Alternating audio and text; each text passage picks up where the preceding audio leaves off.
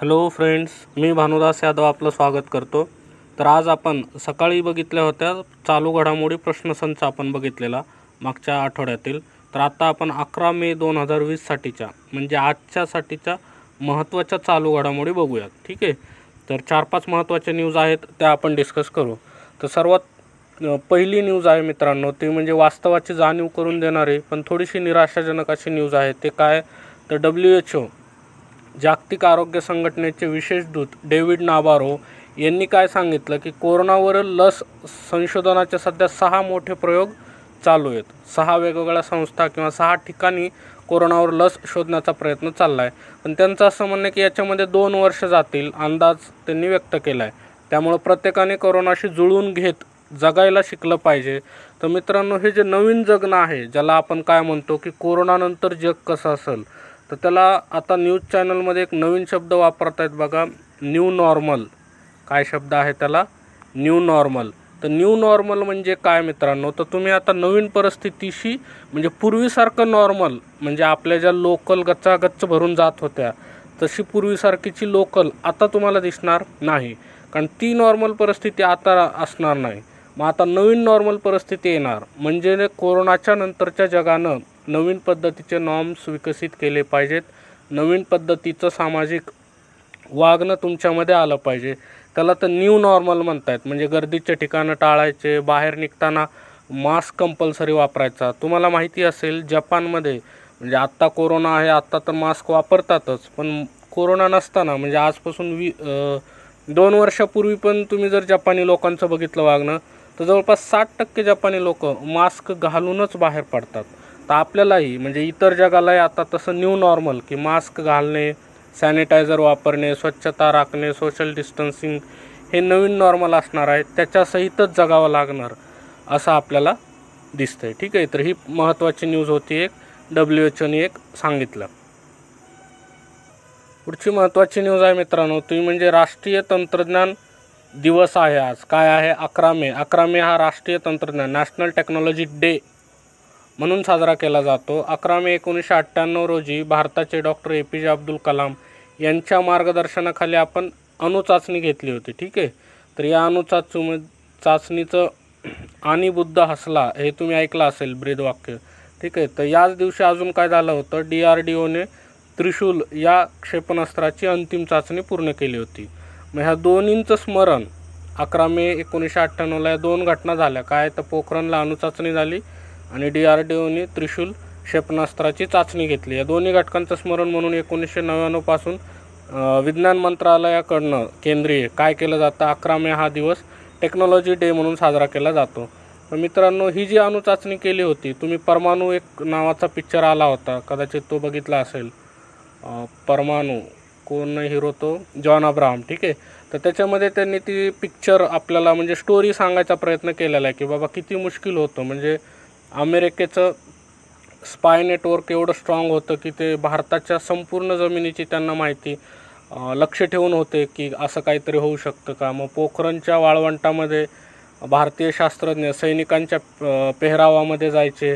ज्यावेळेस अमेरिकेचं सॅटेलाईट विशिष्ट वेळी भारताच्या त्या क्षेत्रावर असायचं तेव्हा हे सगळं सामसूम करायचे, म्हणजे काही चाललंच नाही, नॉर्मल आहे असं दाखवायचे। मग ते सॅटेलाईट तिथून पास झालं की पुन्हा यायचे, पुन्हा ते चाचणीसाठीची तयारी सुरू करायची। एवढ्या सगळ्या अडचणीचा सामना करून अमेरिकेला कसलाही थांगपत्ता न लागू देता 11 मे 1998ला आपण ती चाचणी केली।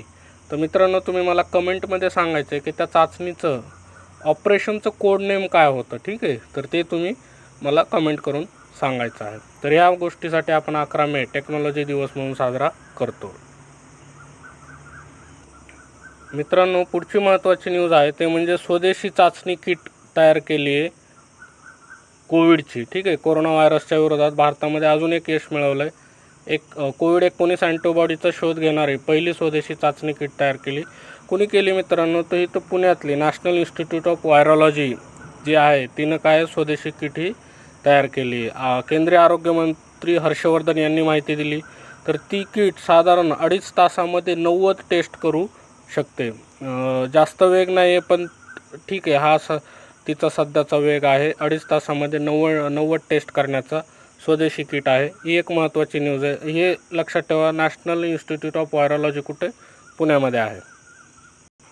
पुढची महत्त्वाची न्यूज आहे मित्रांनो, ती म्हणजे स्वामित्व योजना या नावाची न्यूज आहे. ठीक आहे, योजना लॉन्च केली मागच्या आठवड्यामध्ये. ही योजना काय आहे तर सध्या 6 राज्यामध्ये प्रायोगिक तत्त्वावर राबवली जाणार आहे. काय केलं जाणार आहे याच्यामध्ये तर ड्रोनचा वापर केला जाणार आहे.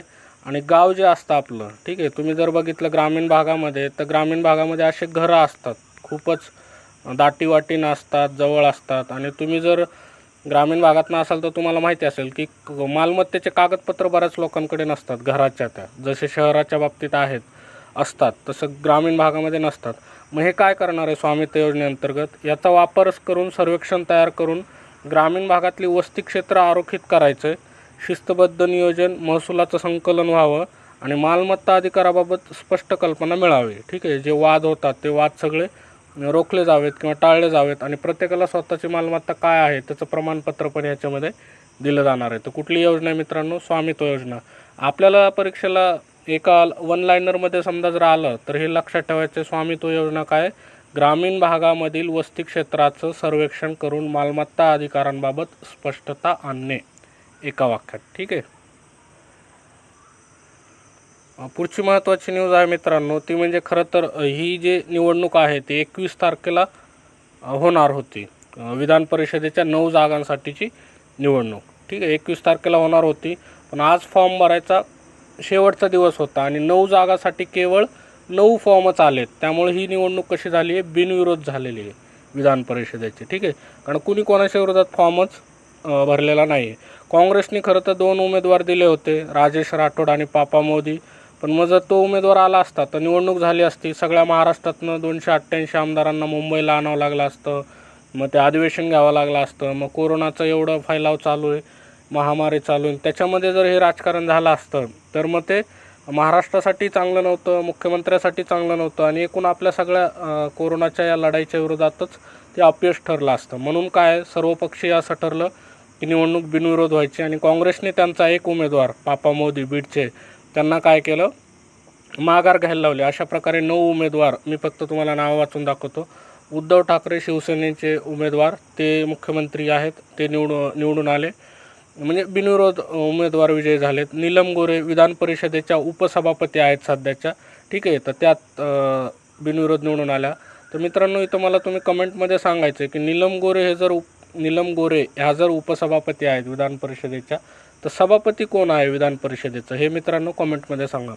शशिकांत शिंदे साताऱ्याचे राष्ट्रवादी काँग्रेसचे उमेदवार, अमोल मिटकरी राष्ट्रवादी काँग्रेसचे, संभाजी ब्रिगेडचे पार्श्वभूमी, तिथून पुढं राष्ट्रवादी काँग्रेसमध्ये प्रवेश, बिनविरोध. राजेश राठोड जालन्यामधले आहेत, ते काँग्रेसचे युवा कार्यकर्ते. त्याच्यानंतर गोपीचंद पडळकर, अजितदादांच्या विरोधात इलेक्शन लढवली होती यांनी. ठीक आहे. त्याच्यानंतर रणजितसिंह मोहिते पाटील सोलापूरचे आहे, ते सहकार क्षेत्रामध्ये यांचं चांगलं नाव आहे, त्यांना अनुभवही आहे. त्यानंतर प्रवीण दटके नागपूरचे आहे, ते नागपूरचे माजी महापौर आहेत, नागपूरचे शहराध्यक्ष आहेत भाजपचे. आणि अजित गोपछडे हे नांदेडचे आहेत, भाजपचे डॉक्टर सेल जे असते म्हणजे डॉक्टर व्यावसायिकांची, तिचे बरेच वर्ष झालं ते पदाधिकारी आहेत. तर हे 9 उमेदवार आहेत विधान परिषदेचे. ठीक आहे. तर विधान परिषदेची रचना, कार्य याच्याविषयी आपण सेपरेट एकदा बोलणार आहोत, पण सध्या तात्पुरतं एवढं लक्षात असू द्या. तर आजच्या या महत्त्वाच्या चालू घडामोडी होत्या मित्रांनो. उद्या पुन्हा भेटूयात. ठीक आहे, तोपर्यंत काळजी घ्या. धन्यवाद.